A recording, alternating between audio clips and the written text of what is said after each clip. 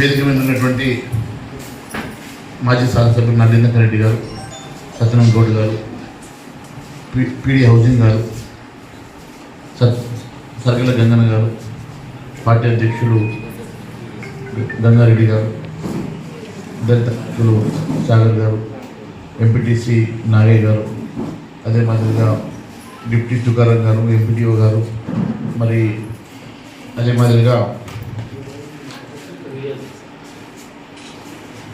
శ్రీనివాస్ గారు, వేణు గారు, గ్రామంలో ఉన్న వీడీసీ పెద్దలు, మహిళలు, యువకులందరికీ కూడా పేరు పేరు నమస్కారం తెలియజేస్తా ఉన్నాను. ఈరోజు ఎస్డిపిలో 40 లక్షల రూపాయల సీసీ రోడ్ల ప్రారంభోత్సవానికి రావడం జరిగింది. అదే మాదిరిగా ఇందిరమ్మ ఇల్లు ఈ గ్రామం నుంచి 24 మంది ఎంపికైతే కేవలం 9 మాత్రమే వచ్చాయి. మరి నేను మొన్న కలెక్టర్ గారితో మాట్లాడాను, మిగిలిన 6 కూడా ఇప్పుడే పీడీ గారు చెప్తా ఉన్నారు 6 కూడా ఇంకా వచ్చినాయని. 15 అయితే ఇంకా మిగిలిన 9 కూడా నేను ఈ వారం రోజుల్లో మంజూరు చేపిస్తా. మొత్తం 24 ఎవరు ఇల్లు కట్టుకోవడానికి ముందుకు వచ్చినా ఖచ్చితంగా ఇల్లు మంజూరు చేయించే బాధ్యత తీసుకొని మీ అందరికీ కూడా ఇల్లు కట్టించడానికి పూర్తి సహకారం అందిస్తానని తెలియజేసుకుంటూ అనేకమైనటువంటి అంశాలు ఉన్నాయి. మరి ముఖ్యంగా గతంలో ఇక్కడ ఎన్ఆర్జీఎస్ ద్వారా మనకు నిధులు కావాలని అడిగినప్పుడు కూడా మొన్న 73 లక్షలతోటి మనము సీసీ రోడ్లు, డ్రైనేజీలు నిర్మాణం చేసుకున్నాం. ఈరోజు ఎస్సీ కాలనీలో 40 లక్షలతోటి సీసీ రోడ్లు, డ్రైనేజీల కోసం మంజూరు తీసుకొచ్చినాం.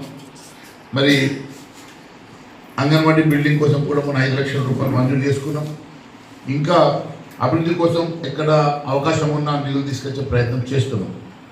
మీరు చూస్తూ ఉన్నారు, ఈ రాష్ట్రంలో ఎక్కడ కూడా ఇచ్చిన హామీలు నెరవేర్చక ఎన్నో హామీలు ఇచ్చినటువంటి ప్రభుత్వం పెన్షన్ 4,000 చేస్తామన్నారు, ఇప్పటివరకు 4,000 రాకపోయాయి. కొత్త రేషన్ కార్డు రాకపోయాయి, కొత్త పెన్షన్లు రాకపోయాయి. ప్రతి మహిళకు 2,000 ఇస్తామన్నారు, అవి రాకపోయాయి. యువకులకు 4,000 రూపాయల నిరుద్యోగ వృద్ధి ఇస్తామన్నారు, అది ఇంకా మంజూరు కాకపోయాయి. చదువుకునే పిల్లలకు స్కూటీ ఇస్తామన్నారు, తులం బంగారం పెడతామన్నారు. మరి ఏది చెప్పిపోయినండి, ఇప్పటిదాకా మాటలు చెప్తున్నారు. కానీ నేనైతే ఎప్పటికప్పుడు ఈ ప్రభుత్వం నిలదీస్తున్నా, మీ పక్షాన్ని అడుగుతున్నా, అసెంబ్లీ సాక్షిగా ఈ ప్రభుత్వంతో పోరాటం చేస్తున్నా. ఎన్ని మాట్లాడినా కూడా వాళ్ళకు దున్నపోతు మీద ఆనబడ్డట్టు ఉన్నది, కానీ వాళ్ళు మాత్రం మనకి ఇచ్చే పైసలు ఇస్తారు. ఏదేమైనా మీరందరూ ఆశీర్వదించి నన్ను అసెంబ్లీకి పంపించారు. నా బాధ్యత, నేను మీకోసం పోరాటం చేస్తున్నా, మీకోసం నేను ఎప్పటికప్పుడు ప్రశ్నిస్తున్నా. అందరిలాగా గతంలో ఎమ్మెల్యే గెలిందని పదవుల కోసమో మంత్రి పదవుల కోసం నేను అమ్ముడుకోలేదు. గతంలో అందరూ గెలంగానే ఏడు అవకాశం ఉంటే ఆడ మంత్రి పదవి కోసం అమ్ముడు పోయిండొచ్చు, కానీ నేను నిఖార్సుగా నిలబడ్డా, నిజాయితీగా నిలబడ్డా, మీకోసం పోరాటం చేస్తున్నా, మీ బిడ్డగా నేను ముందుకు నడుస్తున్నా. ఈరోజు ఎట్టి పరిస్థితుల్లో మీకు రావాల్సినటువంటి సంక్షేమ కార్యక్రమాల కోసం, మీకు రావాల్సినటువంటి ప్రతి రూపాయి కోసం నేను పోరాటం చేస్తున్నా. ఖచ్చితంగా ఈ ప్రభుత్వం ఇచ్చిన హామీలు నెరవేర్చే వరకు నేను మీ పక్షాన పోరాటం చేస్తాను. ఒకవేళ వీళ్ళు ఇచ్చిన హామీలు నెరవేర్చకుంటే అవసరమైతే ప్రజా పోరాటం చేసి ఈ ప్రభుత్వానికి బుద్ధి చెప్దాం. ఖచ్చితంగా మనకి ఇచ్చిన హామీ నెరవేర్చడం కోసం మనం ప్రయత్నం చేద్దాం. ఈరోజు పరిస్థితి ఎట్లా ఉందంటే, అభివృద్ధి కోసం కాళ్ళ కిందాక చెప్పుల కిందాక తిరిగినా కూడా మంజూరు వస్తలేవు. ఏదో కష్టపడి మంజూరు తీసుకొస్తే కనీసం టెండర్ల కోసం కూడా ఎవరు గుత్తేదారులు ముందుకు వస్తలేరు. ఇప్పుడే దాదాపు 25 కోట్ల రూపాయలు టెండర్లు వేయించిన రోడ్ల కోసం. ఒక్క గుత్తేదారు కూడా టెండర్లో పార్టిసిపేట్ అవుతలేడు. ఎందుకు రాబాబు మీరు ఇట్లా మరి పార్టిసిపేట్ ఎందుకు అవుతున్నారంటే, ఈ ప్రభుత్వం బిల్లు ఇవ్వకొచ్చినాయని చెప్తారు. మరి ప్రభుత్వం బిల్లులు ఇస్తలేదు, మంజూరు అదే మాదిరిగా మంజూరులకు ఇబ్బంది ఉన్నది. మరి ఎక్కడికక్కడ అభివృద్ధి కుంటపడుతున్నది. మరి ప్రభుత్వం వచ్చే సంవత్సరంలో ఏ ఒక్క అభివృద్ధి కార్యక్రమం కూడా అనుకున్న దిశగా ముందుకు సాగుతలేవు.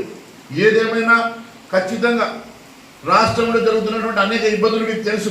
అయినప్పటికీ కూడా నిర్మల్ నియోజకవర్గంలో ఎట్టి పరిస్థితుల్లో ఒకవైపు అభివృద్ధి కోసం, ఒకవైపు మీ పక్షాన్ని నేను ఖచ్చితంగా నిలబడి అన్ని అంశాల మీకోసం పోరాటం చేయడానికి నేను సిద్ధంగా ఉన్నాను మరొకసారి తెలియజేసుకుంటూ భారత్ మాతా కీ జై.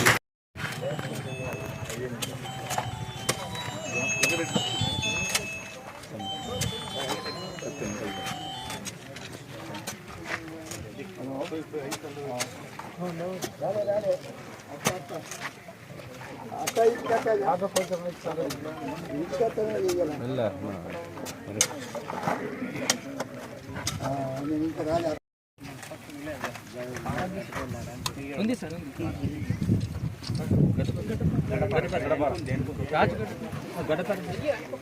దానికి కట్టేసింది కొంచెం తీసుకో తీసే